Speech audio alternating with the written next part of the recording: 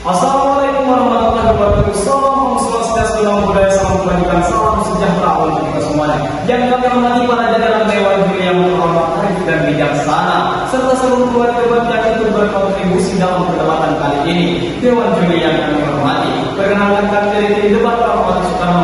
Bersama saya dari sebagai pembicara pertama dan ditemani dua rekan saya, yaitu Asyai Pisan sebagai pembicara kedua dan Rekan sebagai pembicara ketiga dalam posisi perdebatan yang berjudul penghapusan hukuman mati dalam perspektif hukum internasional. Hukuman pidana mati atau death penalty atau capital punishment dimaknai sebagai lawful infliction of death punishment sebagai suatu hukuman pidana mati merupakan bagian dari sistem hukum pidana atau criminal law system yang juga terkait dengan teori-teori tentang pemidanaan pada umumnya. Sementara hukum internasional adalah kumpulan aturan dan prinsip yang mengatur hubungan antar negara, termasuk hak dan kewajiban mereka. Hukum ini juga mengatur perilaku organisasi internasional dan beberapa kasus perusahaan multinasional dan individu. Hukum internasional bertujuan untuk menciptakan ketertiban dan keamanan di dunia serta menyelesaikan konflik antar negara. Perbincangan tentang pidana mati pada dasarnya rupiah meruncing pada pertanyaan, apakah pidana mati bersifat legitimate atau legitimate? Di tengah-tengah kedua ekstrem ini ada pula pendapat mereka yang setuju terhadap pidana mati, sepanjang pidana mati itu sendiri secara limitatif hanya dianggap sebagai kejahatan-kejahatan tertentu serta dilaksanakan dengan syarat-syarat yang ketat. Lalu kemudian, bagaimana perspektif hukum internasional dan standing position kami pada perdebatan hari ini?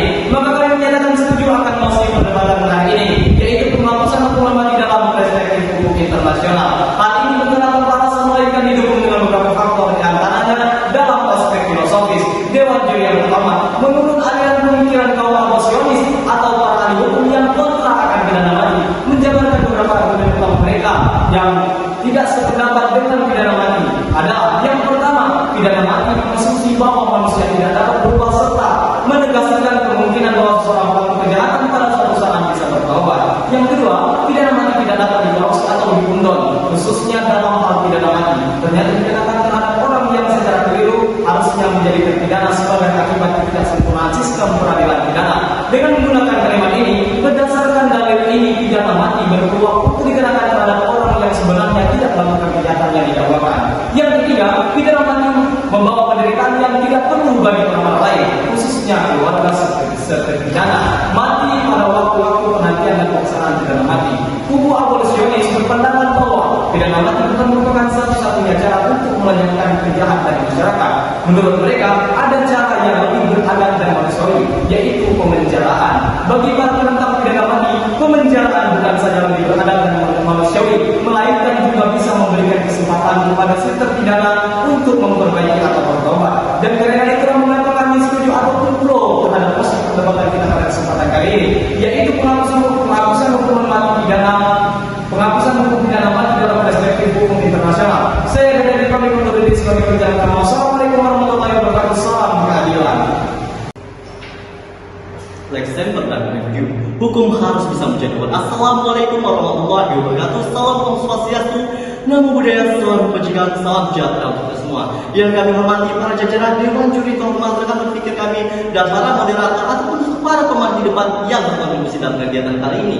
Dewan Juri saya hormati meninjau lanjuti dari aspek filosofis yang dijabarkan dalam pembicaraan pertama kami, maka izinkanlah saya untuk menjabarkan aspek filosofis yang lebih luas. Dewan Juri saya hormati, hukum pidana ataupun hukum internasional pada masa sekarang bukanlah hukum pidana pada masa yang lampau. Pada masa sekarang, pada hukum modern kita mengenal konsep relatur formula yang berarti hukum harus dapat mencapai keadilan, manfaat dan kepastian hukum. Adapun dalam aliran pidana, kita memakai aliran pidana modern, bukan aliran pidana klasik lagi, yang dimana aliran pidana modern hukum harus berorientasi pada cohabitative justice, restorative justice, dan rehabilitative justice. Sementara hukum pidana mati adalah suatu hukum yang muncul dari rasa amarah, suatu hukum yang muncul dari rasa dendam, suatu hukum yang muncul dari aliran pidana klasik yang dimana yang kita sebut dengan retributive justice ataupun lex talionis ataupun hukum balas dendam.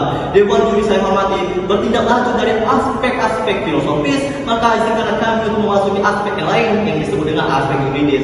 Dewan Juri saya hormati, dalam berlakunya hukum internasional kita mengenal prinsip-prinsip, kebiasaan-kebiasaan atau perjanjian-perjanjian ataupun karya-karya pemikiran-pemikiran tokoh-tokoh internasional. Dewan Juri saya hormati, ada beberapa uraian yang kami akan jabarkan dalam pernyataan kali ini, yaitu tentang hak asasi manusia internasional. Dewan Juri saya hormati, dalam hak asasi manusia internasional kepada dalam artikel ketiga menyatakan bahwa everyone has the right to life, liberty, and security of person. Pasal ini seringkali digunakan sebagai salah satu senjata utama untuk mengatakan bahwa pidana mati tidak mendapatkan tempat di dalam hukum internasional, khususnya yang berkaitan dengan norma-norma hak asasi manusia. Atas dasar gagasan bahwa setiap orang memiliki hak untuk hidup, atas dasar semua orang berhak untuk bebas, dan para penentang pidana mati secara simplistik kemudian mengumumkan argumen bahwa pidana mati adalah hak hidup orang dan harus dibiarkan. Adapun Dewan Juri yang hormati, kita akan memakai prinsip-prinsip dunia internasional lagi, dan kali ini kita akan memakai konsep ICCPR atau dikenal International Covenant on Civil and Political Rights. Dalam artikel 6 menegaskan bahwa hak untuk hidup yang bersifat melekat inheren melekat terhadap setiap orang. Oleh para penentang pidana mati, bagian pertama paragraf tersebut dianggap sebagai suatu ketentuan bahwa pidana mati tidak dapat berlaku pada hukum internasional. Adapun Dewan Juri saya hormati, apabila kita telah lebih lanjut, kalimat terakhir dalam paragraf 1 mengumumkan bahwa kualifikasi terhadap perampasan kehidupan seorang sewenang-wenang adalah arbitrary of deprivation of life, atau perampasan kehidupan yang sewenang-wenang, atau non-arbitrary deprivation of life. Dewan Juri saya hormati, apabila pemahaman ini yang diikuti tidaklah berlebihan, kemudian hal ini pula dipahami bahwa pidana mati merupakan wujud dari non-arbitrary deprivation of life, yang dimana hukum ini bertentangan dengan konsep yang ada dalam ICCPR. Dewan Juri saya hormati, adapun kalau kita berkaca pada dasar hukum internasional, maka kebiasaan-kebiasaan internasional menjadi suatu penentunya dalam masyarakat internasional cenderung menganggap bahwa pidana mati adalah pelanggaran terhadap hak hidup seseorang. Kecenderungan ini antara lain terlihat dalam dibuatnya suatu instrumen suatu hukum internasional yang membuat gagasannya. Itu salah satu adalah second optional protocol to the international covenant, ataupun yang kedua adalah Convention of Civil and Political Rights, atau protokol nomor 6 dan protokol nomor 13, the Convention for the Protection on Human Rights and Fundamental Freedom, European Convention of Human Rights, ataupun protokol the American Convention of Human Rights to abolish the death penalty. Adapun karena hal-hal tersebutlah Dewan Juri saya hormati, mengapa kami menyetujui mosi perdebatan kali ini, yaitu penghapusan hukuman pidana mati dalam konsep hukum internasional. Saya Asyik Sansan, pembicara kedua, pamit undur diri. Wassalamualaikum warahmatullahi wabarakatuh. Salam konstitusi, salam keadilan. Hukum harus berorientasi kepada keadilan, kemanfaatan, dan kepastian hukum. Assalamualaikum warahmatullahi wabarakatuh. Salam sejahtera untuk kita semua. Dewan Hakim yang arif dan bijaksana serta seluruh pemerhati debat yang ikut berkontribusi dalam perdebatan hari ini. Dewan Juri yang terhormat, dari pernyataan pembicara 1 dan 2 yang telah menjabarkan aspek filosofis dan yuridis, maka izinkanlah saya selaku pembicara ketiga levelkan memaparkan aspek sosiologis berupa fakta, lapangan, dan kemanfaatannya. Aspek sosiologis, dalam aspek sosiologis banyak pihak berpandangan bahwa dengan adanya hukuman mati akan memberikan efek jerah dan rasa takut pada pelaku tindak pidana dalam melakukan tindak pidana tersebut, atau orang yang ingin melakukan suatu tindak pidana, atau orang yang sama sekali belum berpikiran untuk melakukan tindak pidana tersebut. Namun, apakah opini tersebut sesuai dengan fakta lapangan yang ada?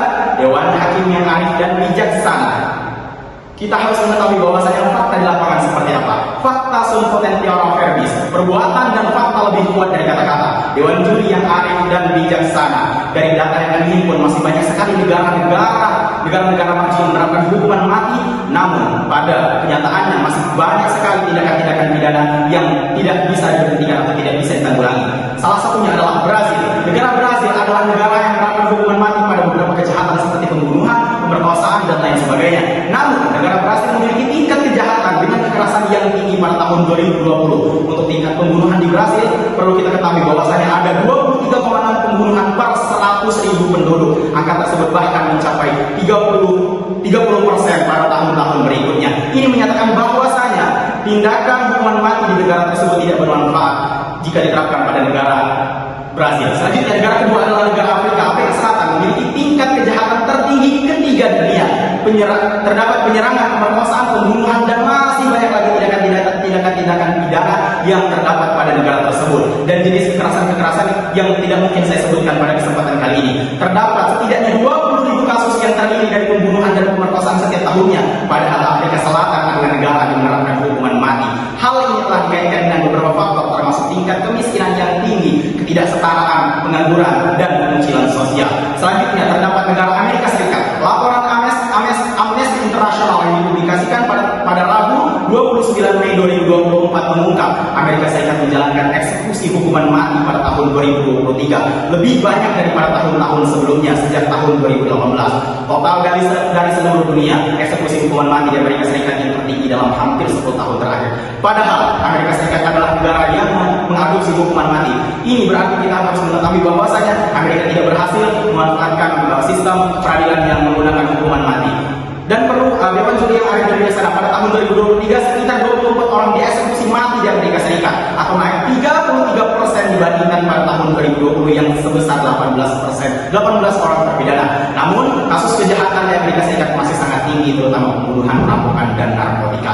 Hal ini disebabkan beberapa faktor, diantaranya kelompok kriminal yang terorganisir dan legalitas senjata api di Amerika Serikat. Dewan Juri yang arif dan bijaksana, dari data-data yang telah saya sebutkan tadi nampak jelas bahwa hukuman mati tidak berimpact cukup besar dalam perilaku hukuman masyarakat. Negara-negara dunia karena suatu kejahatan akan relatif tinggi dengan beberapa faktor seperti kemiskinan, kelompok kriminal, rasisme, kesenjangan sosial, dan lain sebagainya. Apapun legalitas senjata api di suatu negara terlepas walaupun negara tersebut melakukan hukuman mati dalam regulasi hukumnya, sehingga hukuman mati pun tidak bermanfaat banyak dalam menekan angka kejahatan. Sehingga selain melanggar hak asasi manusia, pidana mati pun juga tidak memenuhi salah satu prinsip atau formula yaitu prinsip pemanfaatan. Dewan Juri yang arif dan bijaksana, hukuman penjara seumur hidup dan hukuman mati merupakan dua bentuk hukuman terberat dalam sistem peradilan pidana. Untuk itu pada kesempatan kali ini saya rekan sama pembicara ketiga memberikan solusi, yaitu hukuman pidana seumur hidup bagi para pelaku pidana yang sudah ditentukan oleh negara-negara tersebut. Dewan Hakim yang arif dan bijaksana, terdapat beberapa perbedaan signifikan yang menimbulkan banyak pertanyaan ketika kita menggunakan hukuman mati ataupun hukuman yang bersifat penjara seumur hidup. Yang pertama ada kesempatan untuk rehabilitas dan pertobatan. Dewan Hakim yang arif dan bijaksana, hukuman penjara seumur hidup memberikan kesempatan bagi terpidana untuk menjalani kehidupan yang lebih baik dan melakukan tobat. Akan tetapi ketika diberikan hukuman mati, maka otomatis orang yang terpidana tidak bisa memperbaiki hidupnya, dan masih banyak lagi manfaat-manfaat daripada solusi yang telah kami sampaikan tadi, yaitu pemberian pidana hukuman penjara seumur hidup. Demikianlah yang dapat saya sampaikan. Saya selaku pembicara ketiga tim debat kali ini sekali lagi mengatakan pro akan emosi perdebatan kita pada hari ini. Terima kasih. Salam konstitusi. Assalamualaikum warahmatullahi wabarakatuh. Salam Om Swastiastu, Namo Buddhaya, salam kebajikan, salam sejahtera untuk kita semua. Dewan Juri kami hormati, saya saat pembicaraan kedua ini menyampaikan closing statement kami hari ini. Pidana adalah satu hukuman yang dijatuhkan oleh hakim terhadap terpidana. Namun hukuman tersebut tidaklah selalu dipandang sebagai suatu rasa sakit, namun juga harus berpandang sebagai suatu obat. Thomas Aquinas menyatakan punah et medicin, bahwasanya pidana sebagai hukuman, namun pidana juga harus sebagai obat. Yang dimana Thomas Aquinas berpendapat dan menyatakan bahwasanya pidana tidak hanya dipandang suatu kejahatan ini, namun pidana juga harus dipandang sebagai suatu penyakit. Oleh karena itu pidana harus menyembuhkan penyakit tersebut.